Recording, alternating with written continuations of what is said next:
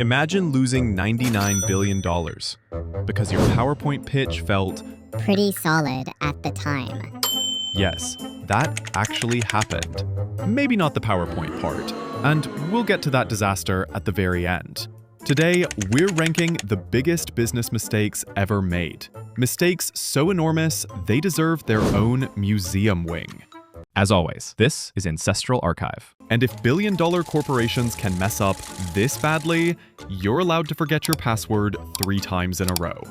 Let's begin. The year of dial-up hope. The year is 2000, back when entering a chat room required unplugging the phone line and whispering, Please, nobody call the house. Netflix walks into Blockbuster's boardroom and says, would you like to buy us for $50 million? The Blockbuster executives laugh. Not an evil laugh, just that polite, suburban dad chuckle you make when your nephew proudly announces, I'm going to be a YouTuber. Fast forward, Netflix becomes a global streaming empire.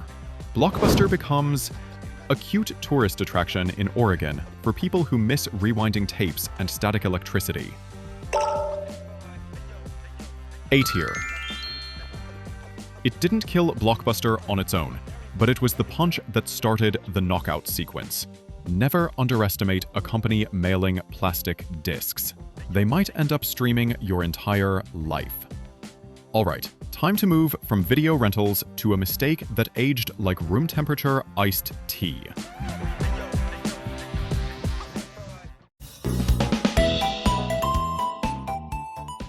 the freshly squeezed financial disaster. Quaker Oats buys Snapple for $1.7 billion, with the optimism of someone starting a juice cleanse. Synergy, expansion, vertical something. 3 years later, they sell it for $300 million. This wasn't just a loss. This was a financial chiropractic adjustment. One loud crack, and decades of confidence evaporated. Imagine buying something full price, throwing away the receipt, and the next week it's in the discount bin, next to items labeled Manager's Special. C tier. Painful, yes, but survivable with enough oatmeal. Just because you can mix oatmeal and iced tea doesn't mean you should. Let's cleanse the palate with something more patent-heavy.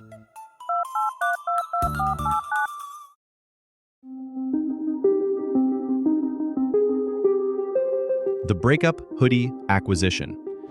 Google bought Motorola for $12.5 billion. Not for the phones, not for the branding, not even for the manufacturing, just for the patents. It's like buying an entire mansion just to get the tiny drawer where you keep the spare batteries.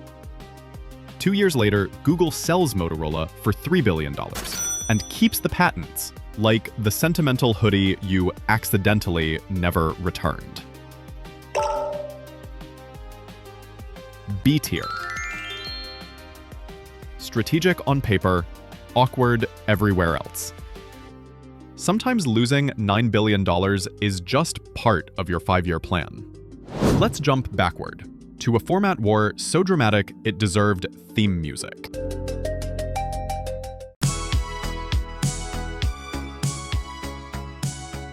The better gadget that lost the popularity contest.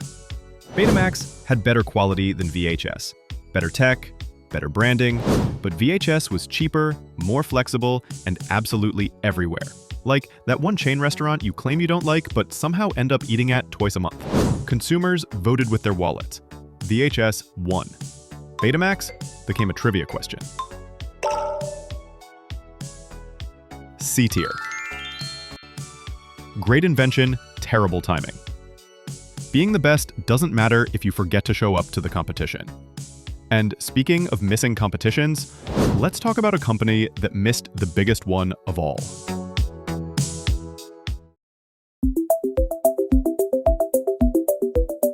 The $1 million no thank you.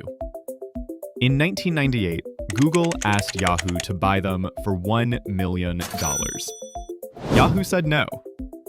A few years later, Yahoo tried again, this time offering $3 billion. Google said no. This is the corporate equivalent of ignoring a cheap stock, then trying to buy it back after it's been featured on the cover of Time with a headline like, "This company will rule us all." A tier. A Shakespearean mistake, if Shakespeare used spreadsheets. If you don't buy early, you'll pay later. Or not at all, because the seller rejects you. And speaking of missed chances, and the virtual universe it swallowed.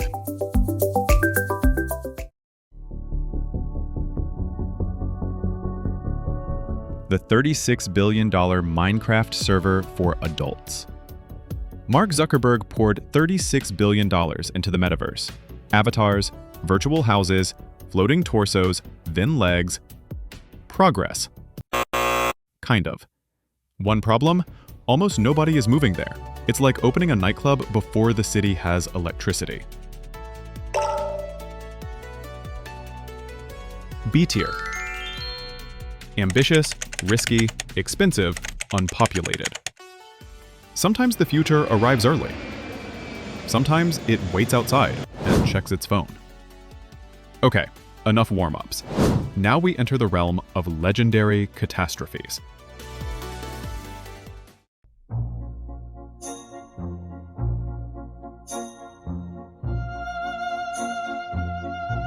The self-sabotage speedrun.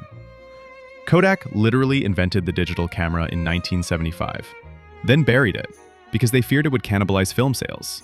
Spoiler, hiding technology does not stop the future. It only ensures someone else develops the photos. Everyone else built the digital era. Kodak clung to nostalgia on a roll. S tier. If you invent the future, maybe don't lock it in a drawer. All right, next up, the greatest identity crisis a soda ever had.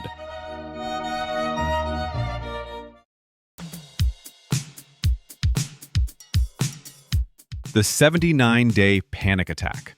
Coca-Cola spent $30 million trying to fix something nobody asked them to fix. The backlash was instant. Loud. Personal. People wrote letters. Actual letters. The kind with stamps and fancy handwriting. Coke reversed the decision in 79 days. A corporate U-turn worthy of a driving test. S tier. If it ain't broke, don't pour more sugar into it. And now, the $99 billion finale.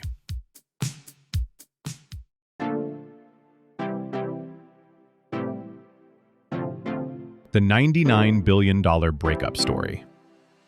The year is 2000. Everybody is optimistic. The internet is the future. Chat rooms feel magical. Buffering is just part of life's charm. AOL merges with Time Warner in a colossal $165 billion deal. Then the dot-com bubble bursts. The company records a $99 billion loss, the largest in corporate history. Not a typo, not a rounding error, just pure, concentrated financial heartbreak. S tier supreme. Never propose marriage during a market bubble.